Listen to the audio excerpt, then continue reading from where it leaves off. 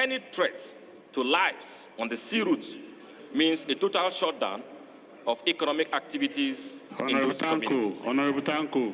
Worried that the pirates kidnapped 18 persons from Bile and Bonny communities. Order, please. Honorable Tanko. And made away with cargo boats conveying food supplies and properties worth millions of naira, which significantly impacts the local economy and jeopardizes the livelihood of the people of Bile and Bonny.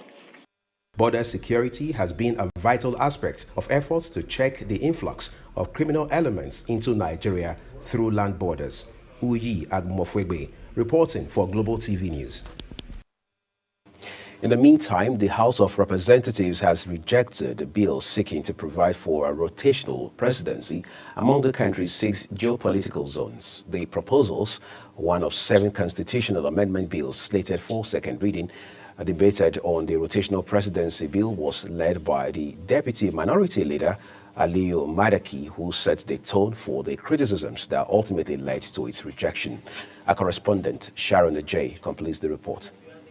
The Deputy Minority Leader, Honorable Aliyu Madaki, and several other lawmakers argued that enforcing rotational presidency could undermine merit and competence in leadership selection. And when we are talking of giving people job to do, we are looking at competence. We are looking at ability. I don't know why. Indirectly, it's like in every political parties, there is an arrangement that North will do this term, the South will do this term. It prevails, sir. I think part of the reason why this sense of injustice continues to go on is because of the failure of governance, the failure of social equity. So, Mr. Speaker, I implore that we do not set a dangerous precedent and put it in the Constitution without due diligence. Are we going to force parties to actually pick someone from each region? How many parties do we have? We need to look at each zone. We need to look at party politics.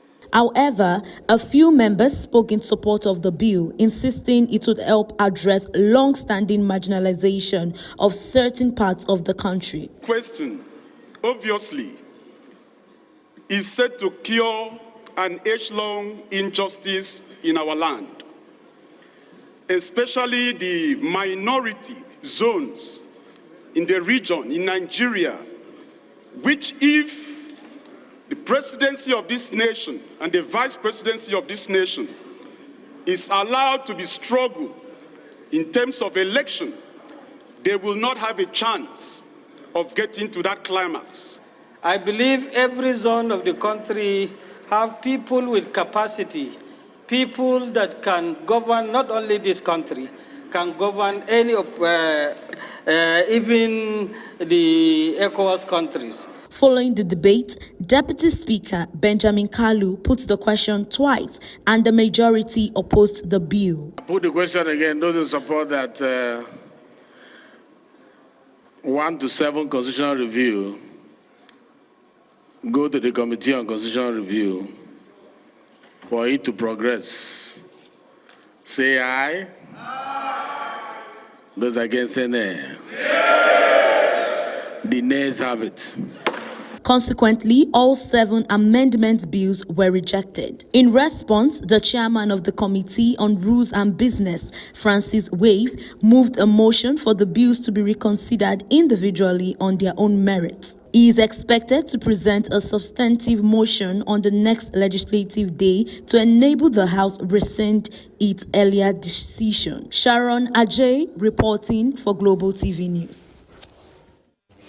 Sharon, we appreciate you for your reporting there. Let's turn to other stories now. Niger State Governor Mohammed Umar Bago has approached the House of Assembly with a request for a resolution to approve the issuance of a 70 billion naira bond for execution of critical projects.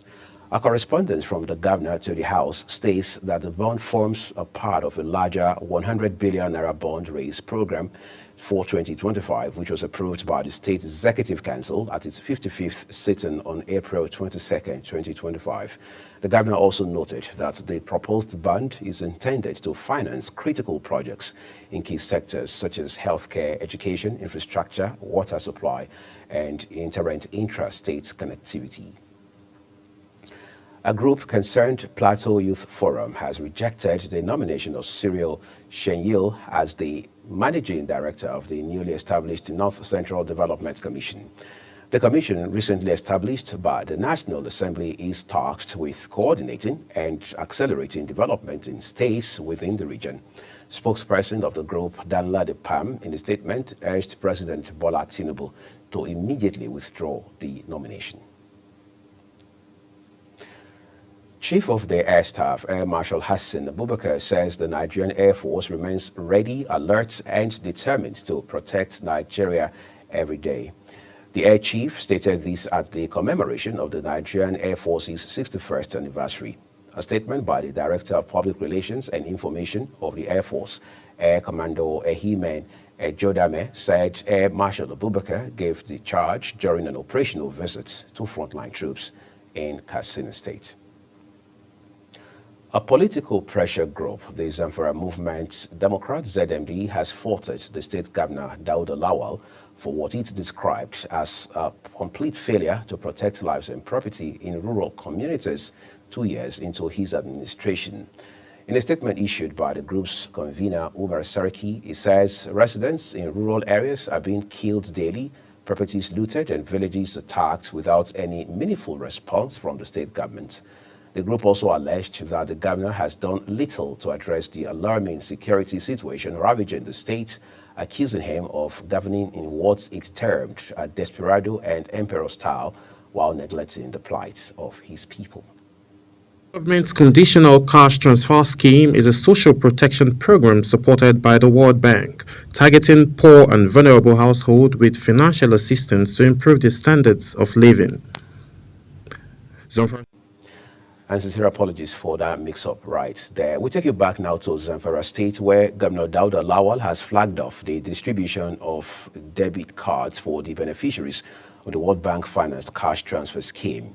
The flag-off ceremony held at the Safe Local Government Area Secretariat marks the beginning of a major intervention aimed at lifting the poor and vulnerable across Zamfara State out of extreme poverty.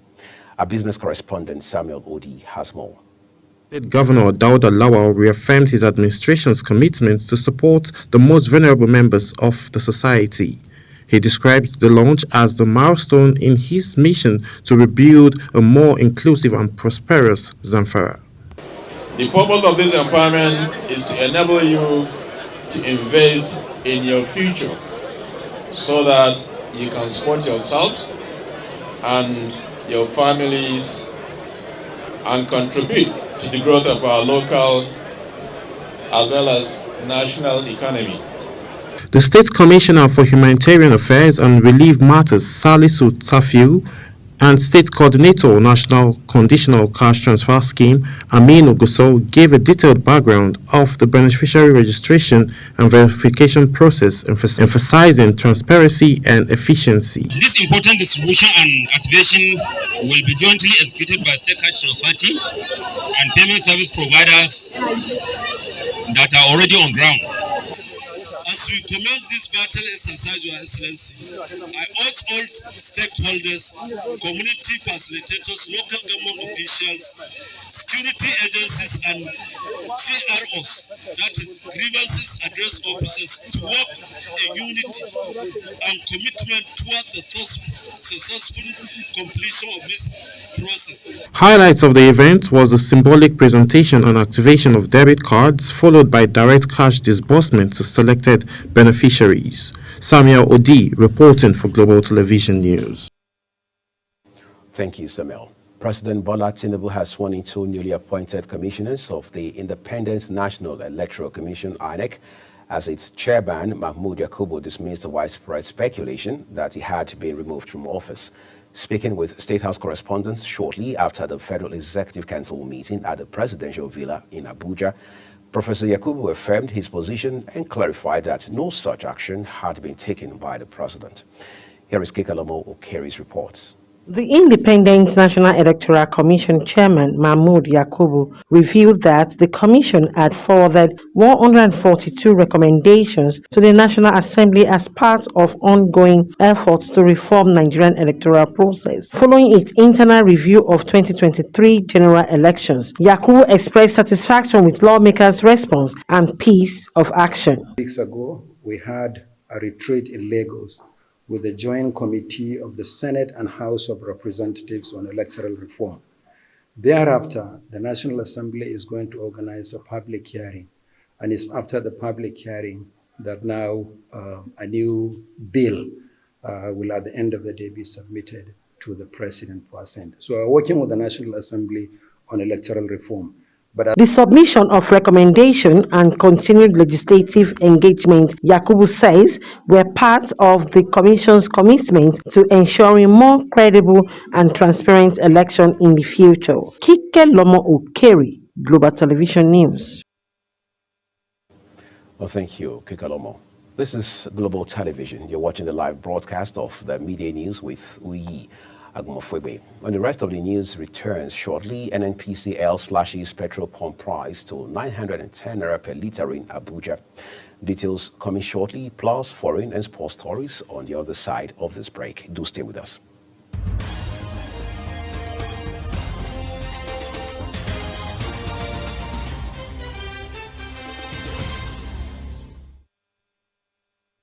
Do you know that Global Television can be watched in Nigeria and all over the world? Download the Global TV Nigerian mobile app for Android and iOS devices to watch Global Television real-time from around the world. What are you waiting for?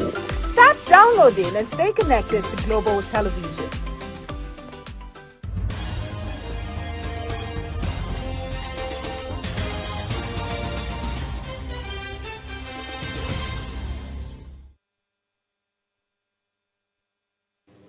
Thank you so very much, everyone, for staying with us here on the Midday News. The rest of the news broadcast now returns with business, while Lagos State Governor Babajide Sanwo-Olu has called for broader inclusion of micro, small, and medium enterprises and high net worth individuals in Nigeria's tax net to address growing tax evasion and boost revenue collection. Governor Sanwo-Olu, represented by Special Advisor on Taxation and Revenue, Ogungbo Abdul Kabiru Okbayemi, made the call during the opening ceremony of the 27th Annual Tax Conference of the Chartered Institute of Taxation of Nigeria in Abuja.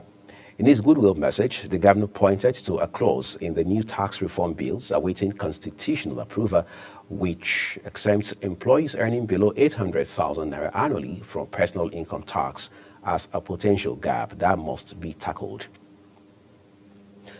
Oil marketers say that the Dangote Petroleum Refinery and others in Nigeria may raise the pump price of petrol to 1,500 naira per litre once there is an outright ban on fuel importation. While the National Publicity Secretary of the Independent Petroleum Marketers Association of Nigeria, Chinedu Ukadike, affirmed this, the Petroleum Products Retail Outlet Owners Association of Nigeria said the association could not predict any price, but stressed that there will be a surge in price if the federal government stops fuel importation. However, officials of the Dangote refinery dismissed the projection, saying the marketers made the claims to justify their intention to continue importing what it calls substandard fuel. Still in the petroleum sector, the Nigerian National Petroleum Company Limited, NNPCL, has reduced the price of premium motor spirits, PMS, also known as petrol, to 910 naira per litre from 935 naira per litre in Abuja. Meanwhile, Dangote Petroleum Refinery initiated a price adjustment last weekend, slashing the gantry price of petrol to 825 naira per litre from 835 naira per litre as competition intensifies in the domestic market.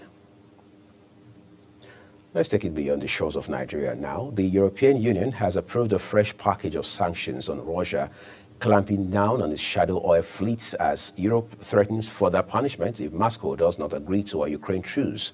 The diplomats representing the EU's 27 member states approved the package at a meeting in Brussels.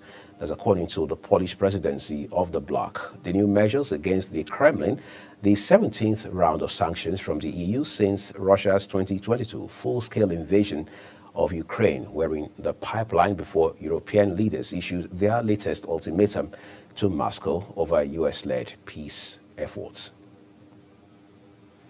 French President Emmanuel Macron says France did not want to unleash World War III over Russia's invasion of Ukraine and vowed referendums on key issues as he outlined his aims for the remaining 2 years of his mandate in a marathon television appearance.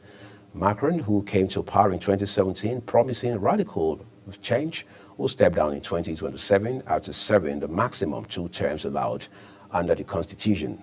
On the occasion, over the last year, observers think Macron has appeared politically weak, especially after his decision to hold snap legislative elections backfired, leaving the far right as the biggest party in parliament and his own party a diminished minority presence.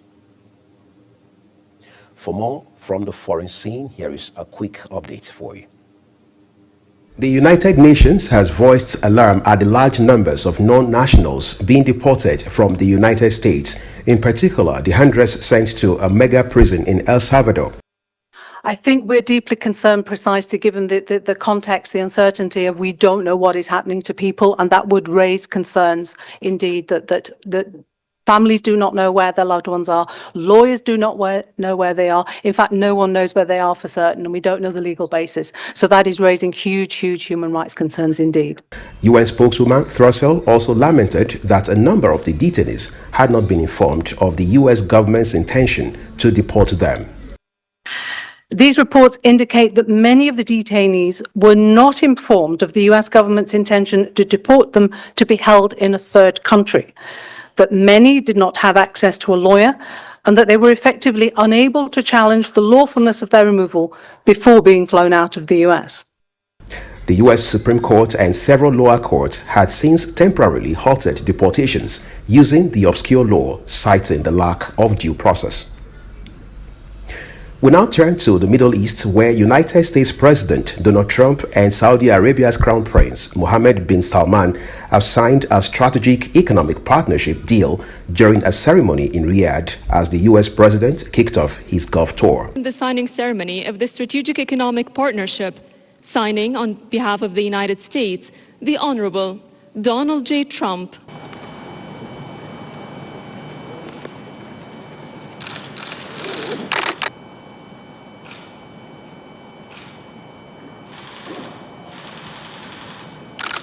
Trump and Prince Mohammed signed the agreement that a Saudi official presiding over the event called a strategic economic partnership without providing precise details about what the deal entails.